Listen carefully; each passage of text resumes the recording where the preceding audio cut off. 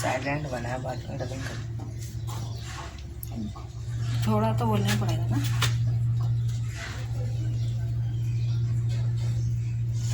अस्सलाम वालेकुम व्यूअर्स, आज सितंबर की 14 तारीख है और मैं अब आपको बेसिल प्लांट दिखा रहा हूँ।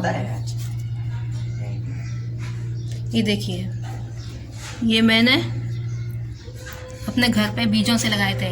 इसका जो मदर प्लांट है वो मैंने ख़रीदा था तकरीबन 1 साल पहले। उसके बाद जो है ना, मैंने इसके बीज उस पर जब लगना शुरू हो गया वो मर गया, तो उसके सीड लेकर मैंने जो है ना बीज इसमें उगाए। बिल्कुल सिंपल इसकी सॉइल मिक्स है, सैंडी सॉइल है, और उसके अंदर मैंने थोड़ा सा गोबर डाला था और थोड़ा सा जैसे 30% गोबर था इसके अंदर, सैंडी सॉइल 70% थी। और माशाल्लाह देखें कितने अच्छी तरीके से ये लग गए हैं। इनकी एज जो है तकरीबन ये है 6 महीने के होंगे। अभी इसके अंदर जो है ना फूल भी आ गए, सीड बनना शुरू हो गए। और ये तकरीबन कितने हैं गमले कितने हैं, पॉट्स 7 हैं। ये देखिए 1 2 3 4 5 6 और एक अंदर 7। अब फिर ये सीडलिंग करना शुरू कर दिया। इससे पहले कि ये मर जाएं तो हम आपको इसकी वीडियो बनाना सिखाते हैं। हम पहले इसके अंदर बहुत जो इसके सीड हैं, बारीक बारीक तुख्म मलंगा जिसको उर्दू में कहते हैं, उनको ब्लैक कलर के ये सीड होते हैं। समझ लें इतने बड़े सीड होते हैं जितने चींटी का सर होता है। उन सीड्स को हम पहले बहुत शैलो पॉट है या कोई भी चीज़ होती है उसके अंदर तकरीबन 1 इंच का, हमने तो टूटा हुआ गमला ले लिया था। तकरीबन ये 1 इंच का गमला था, इतनी इसका 1 इंच का ये टूटा हुआ गमला था। इसके अंदर इतनी मिट्टी भरी थोड़ी सी, और उसके अंदर सीड को ग्रो किया। सीड को सॉइल के अंदर छिड़क दिया ऐसे ही, और उसके ऊपर जो है ना पानी लगा दिया। पानी जब तक खुश्क हो जाता था हम दूसरा पानी उसके अंदर डाल देते थे। इस तरह से छोटे छोटे प्लांट्स निकल आए। ये प्लांट के अंदर लैगिंग होना शुरू हो गई थी। लैगिंग का मतलब ये होता है कि ना प्लांट बहुत तेज़ी से ग्रो करना शुरू कर देता है। और उसको इस तरह से, जैसे ये मैं इसके ऊपर मैं बता देती हूँ, ये तो वो है ना मॉस लॉस है, लेकिन ये लैगिंग इसकी इस तरह से होती है कि बहुत तेज़ी से जो है इसका जो जड़ होती है वो नीचे अंदर होती है गमले के अंदर, और 1 इंच जो है ना प्लांट ऊपर आ जाता है। इसके कॉटिलेडन से होते हैं तो वो ऊपर की तरफ आ जाते हैं, और वो नीचे की तरफ जो है ना ये टिक नहीं सकता। प्लांट छोटा सा प्लांट होता है, टिक नहीं सकता। वो इसका स्टेम बहुत नरम होता है, टेंडर होता है, और ये जो है ना गिर जाता है। तो इसको रोकने के लिए मैंने ना प्लांट को, ये मैंने एग्जाम्पल दी थी सिर्फ, ये जो मॉस रोज लगा हुआ इसके अंदर एग्जाम्पल दी थी ये बेसिल प्लांट की। तो जब भी किसी प्लांट के अंदर लैगिंग शुरू हो जाए, इसका स्टेम बहुत तेज़ी से बड़ा हो जाता है। लैगिंग का मतलब बहुत तेज़ी से बड़ा हो जाता है और बहुत नरम हो जाता है। इसके अंदर हम 2 एहतियातें करते हैं कि पानी कम देते हैं प्लांट को, और जो है ना उसको धूप में रखते हैं ज़्यादा, ताकि इसकी जड़ें ज़्यादा बने और इसका स्टेम कम हो।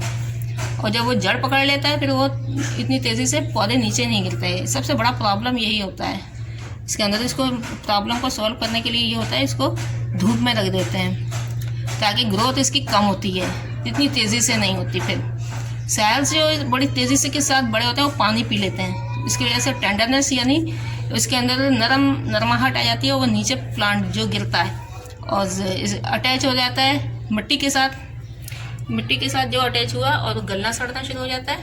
इस तरह से प्लांट की डेथ हो जाती है। जब ये इसकी जड़ें फिर तेज़ी से अगर बने तो वो जड़ जो है ना पकड़ लेता है ज़मीन के, वो खड़ा हो जाता है, स्टैंड हो जाता है वो। अब फिर दूसरी एहतियात, इसको जब भी थोड़े 2-2 इंच के पौधे हो जाते हैं फिर इसको ऐसी जगह पे रख देते हैं जहाँ दरमियाने किस्म की धूप आती है, और मुझसे ये 100 तकरीबन पेड़ बने थे, अच्छे खासे 1-1 फीट बड़े हो गए थे। लेकिन मुझसे बेहतरती ये हुई कि मैंने यूरिया खाद इसके अंदर डाल दी और सारे प्लांट जो है ना जल गए। हालांकि इसके अंदर डालने नहीं चाहिए थे, लेकिन दूसरे पौधों के अंदर डाल रहे थे तो इसके अंदर भी प्लांट के अंदर इन सारे जो मैंने ग्रो किए थे, मतलब 1 इंच के वो था पौधे कह रहे हैं, प्लांटर था। प्लांटर के अंदर ग्रो किया तो और उसके अंदर जब 1-1 फीट के हो गए तो वो इतने सारे जल गए और उसमें से चंद एक ये पौधे जो देख रहे हैं वही रह गए। उसके दिन के बाद से मैंने तौबा कर ली इसके अंदर यूरिया डालने से। अब ये दोबारा प्लांट जो है,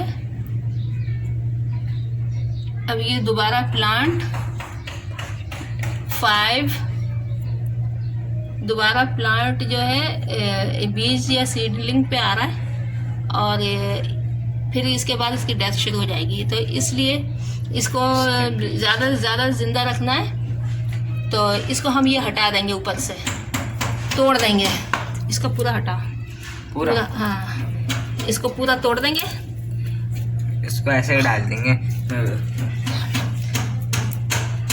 ये हटाइए, ये तोड़ के फेंक देंगे। हमें बीज नहीं चाहिए तो हम इसको तोड़ के फेंक देंगे ताकि ये प्लांट ज़्यादा से ज़्यादा सर्वाइव कर जाए, यानी कि ज़िंदा रह जाता है। जब प्लांट के बीज पुख्ता होना शुरू हो जाते हैं, सूखने लगते हैं, तो प्लांट सोचता है अब मेरी कोई ज़रूरत बाकी नहीं रही, वो सूखना शुरू हो जाता है और जो है ना फिर मर जाता है पूरा जल के। अगर आपको प्लांट ज़्यादा से ज़्यादा अरसे तक ज़िंदा रखना है तो जितने भी इसके बीज आ रहे हैं उन सबको तोड़ देना है, तोड़ के हटा देना है। काफ़ी हद तक मैंने हटा दिए थे लेकिन ये बाकी रह गया था। अब ये देखें इसके अंदर भी सीडलिंग शुरू हो गई, सीड्स बनना शुरू हो गए, सीडलिंग नहीं सीड्स बनना शुरू हो गए। इसको भी हटा देंगे।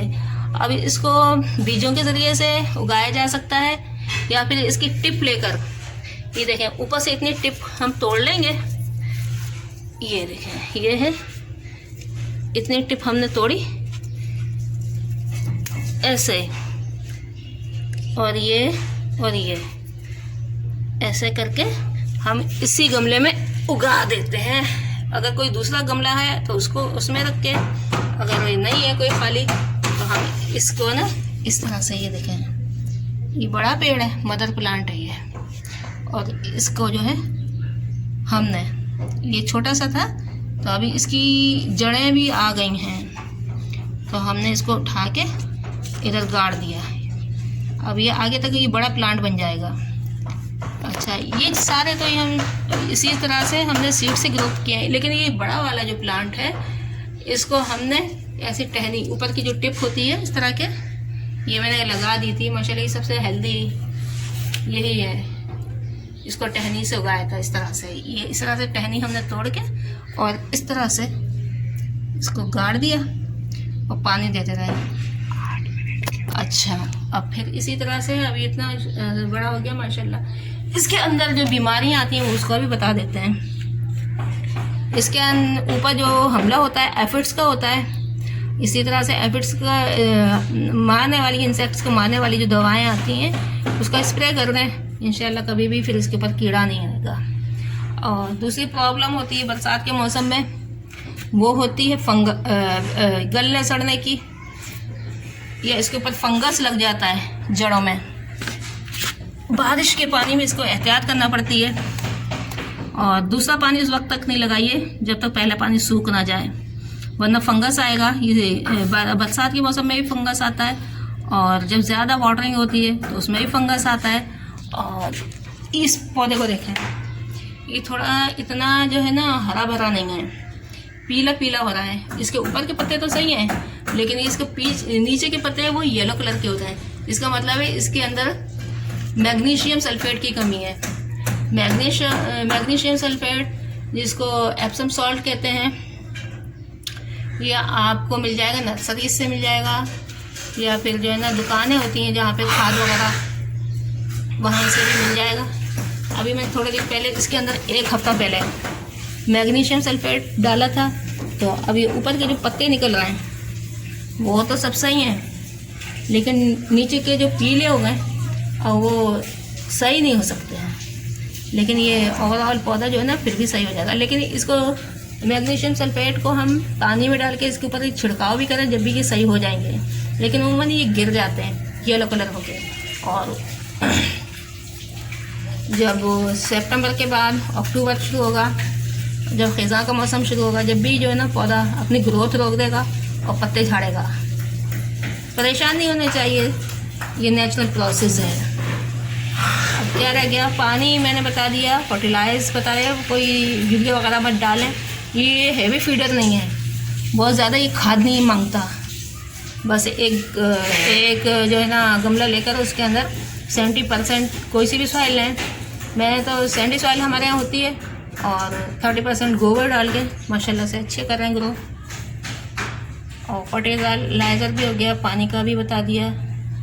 और धूप में ज़्यादा नहीं रखना, ज़्यादा धूप होगी तेज़ तो ये मुरझा के नीचे आ जाएंगे। हल्की धूप इनको चाहिए, बहुत ज़्यादा धूप में रखने से भी येलो कलर हो जाता है। अच्छा, अब सारा हो गया, चलें लाइक करें, कमेंट करें, शेयर करें।